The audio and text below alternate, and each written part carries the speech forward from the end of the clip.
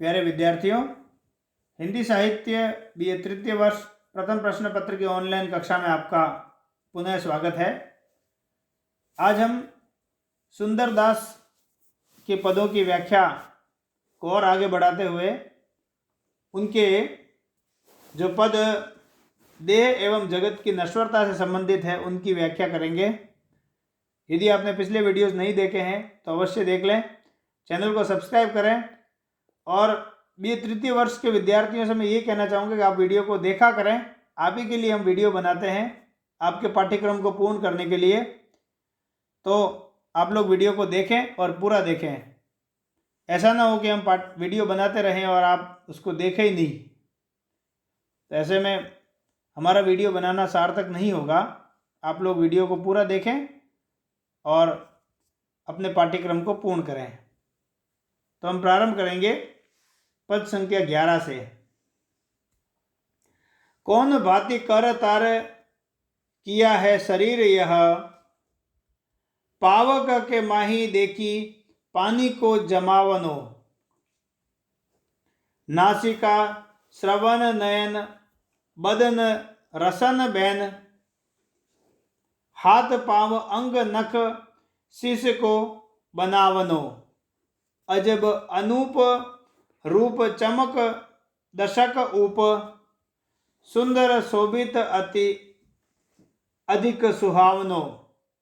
जाहि छिन चेतन सकति लीन होड़ गई, ताहि छिन लागत है सबको अभावनो। ये पद है और इस प्रसंग इसका देख लेते हैं कि प्रस्तुत पंक्तियां सुंदरदास जी द्वारा रचित है और इन पंक्तियों में सुंदरदास जी ने देह व जगत की नश्वरता का वर्णन किया है। इसके शब्दार्थ जो क्लिष्ट है वो देख लेते हैं। कर्तार का मतलब होता है विधाता, ईश्वर। शरीर, शरीर का तद्भव कह सकते हैं अपन। पावक यानी आग, श्रवण यानी कान, बदन यानी शरीर, और बदन का मतलब और वदन का मतलब होता है मुख। नख यानी नाखून, शीश यानी शीश, ऊप यानी आभा जो उसकी चमक होती है, इसको कहते हैं अपन। शोभित का मतलब होता है शोभित होना, सुशोभित कह सकते हैं। जाहि यानी जिस, सकति यानी शक्ति, छीन यानी क्षण, और अभावनो अर्थात बुरा, बैन यानी होता है वचन। ये शब्द है कुछ जिसे आपको व्याख्या समझने में आसानी होगी। और यदि हम व्याख्या की बात करें तो इस पद में सुंदरदास जी जो है वो देह की नश्वरता का वर्णन करते हुए कहते हैं कि हे मनुष्य, तुम्हें यह ध्यान होना चाहिए कि ईश्वर ने इस देह को किस प्रकार से सृजित किया है।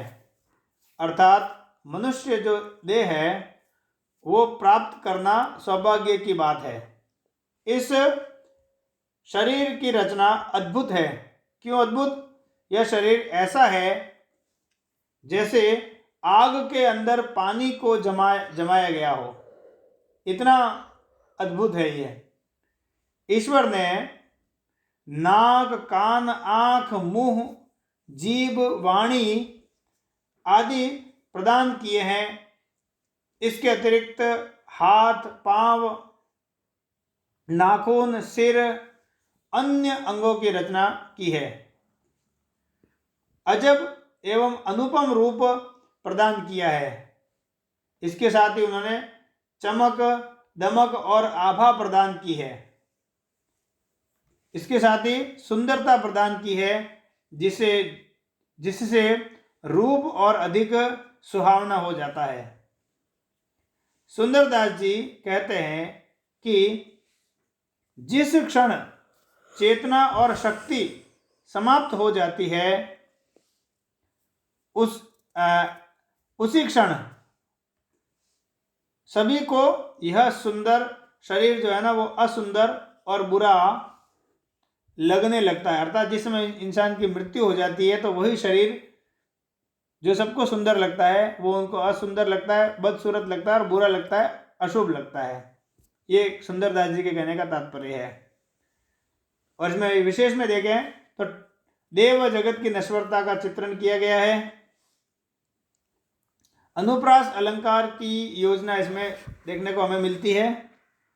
तत्सम और तद्भव शब्दावली का प्रयोग किया गया, दोनों प्रकार के शब्द है। शांत रस की योजना है और साथ में प्रसाद गुण विद्यमान है, इसमें भी प्रसाद गुण है जिसके बारे में आपको बता चुका हूं।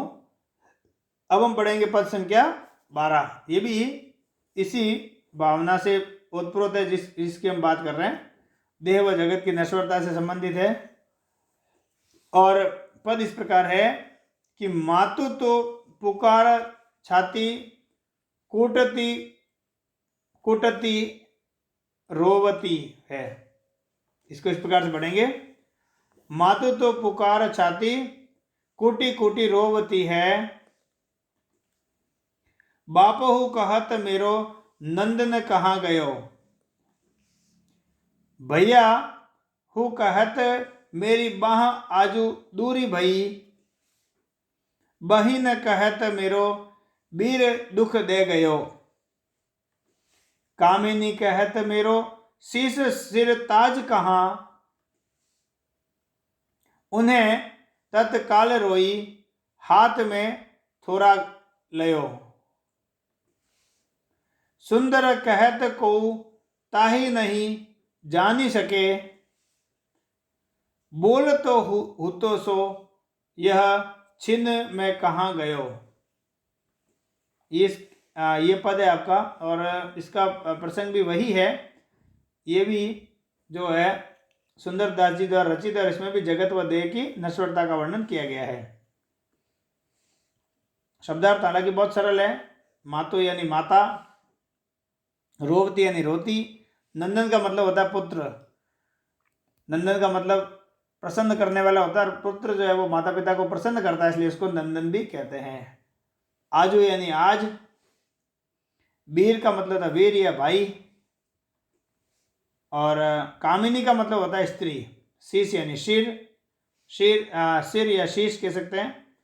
सिरताज का मतलब होता है स्वामी, है ना। और छिन यानी होता है क्षण। इसकी व्याख्या देख लेते हैं कि प्रस्तुत पद में सुंदरदास जी देह की नश्वरता का वर्णन करते हुए कह रहे हैं कि पुत्र के मृत होने पर माता तो जो होती है वो पुत्र वियोग में छाती कूट कूट कर रोती है, और उसका जो पिता है वो कहता है कि मेरा पुत्र कहाँ चला गया। बहुत सरल है। भाई ये कहता है कि मेरी आज एक बाँ जो है वो मुझसे दूर हो गई, और बहन ये कहती है कि मेरा भाई जो है वो मुझे दुख देकर चला गया है। पत्नी कहती है कि मेरे सिर के ताज कहाँ चले गए, अर्थात मेरे स्वामी कहाँ चले गए हैं। उसके लिए रोती हुई हाथ में धूल उड़ा लेती है। ठीक है, हाथ में धुरा गए जो है ना, यानी हाथ में धूल उड़ाती है। सुंदरदास जी कहते हैं कि कोई इस रहस्य को नहीं जान सकता कि यह बोलता हुआ क्षण में कहाँ चला गया है, यानी जो शरीर में बोल रहा है उसके बारे में कोई नहीं सोचता, उसके बारे में ना कोई जानना चाहता है कि जो व्यक्ति इसमें बोल रहा था वो कहाँ गया। अर्थात मनुष्य के अंदर जो आत्मा है उसकी महत्ता है, वो आत्मा यदि शरीर से निकल जाती है तो शरीर शून्य हो जाता है। इसमें भी टिप्पणी देख लेते हैं कि इसमें भी जो पहला बिंदु वही है, देह की नश्वरता का कथन है इसमें, और इसमें अनुप्रास अलंकार इसमें भी है कहीं कहीं, और तत्सम और तत्व शब्दावली का प्रयोग यहाँ भी किया गया है, और इसमें भी शांत रस की व्यंजना है, क्योंकि जहाँ पर संसार के प्रति वैराग्य की बात की जाती है, ईश्वर के प्रति भक्ति की बात की जाती है, वहाँ पर शांत रस होता है, और इसमें भी प्रसाद गुण विद्यमान है। ये आपके पद थे। अगली जो व्याख्या हम करेंगे वो विश्वास से संबंधित पद है। अगले वीडियो में करेंगे। आप लोग अंत तक बने रहे, इसके लिए आपका बहुत बहुत धन्यवाद।